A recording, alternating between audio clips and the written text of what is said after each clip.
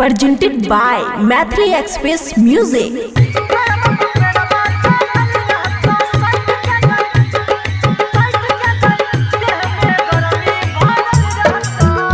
खुशी recording studio Baluaha. सबे अपना मर्द के बोलबै छै घर गे, कर ले बियाह अइले महीना शरद गे। सबे अपना मर्द के बोलबै छै घर गे, कर ले बियाह अइले महीना शरद गे। ठंडी में सैया चढ़ल रहता, देह में गर्मी भरल रहता।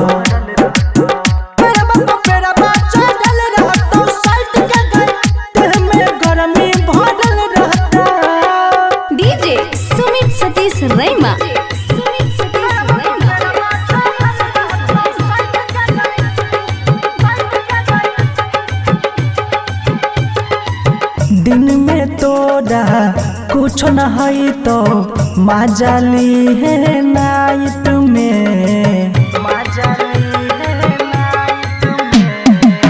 गजब के जोख मिल तो गे छाउडी देहिया याउडी हाइट में। टंगरी में टंगरी धके रगड़ी है, नीचा में छौड़ी गद्दा बिछई है। लाइट बुता के चोच लड़ई है, सैया के साथ में पलंग हिलई है गे। ठंडी में सैया चढ़ल रहता, देह में गर्मी भरल रहता।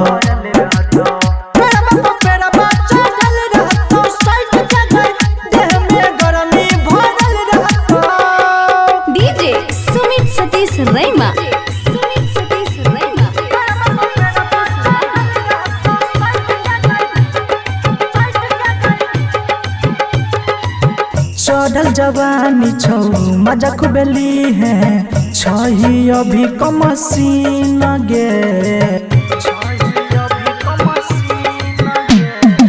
सैया के साथे चढ़ल रही है, बनतौ से कसी सीन गे।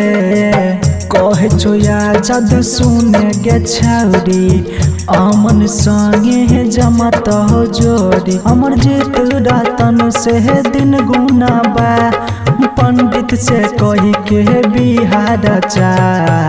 ठंडी में सैया चढ़ल रहता, देह में गर्मी भरल रहता।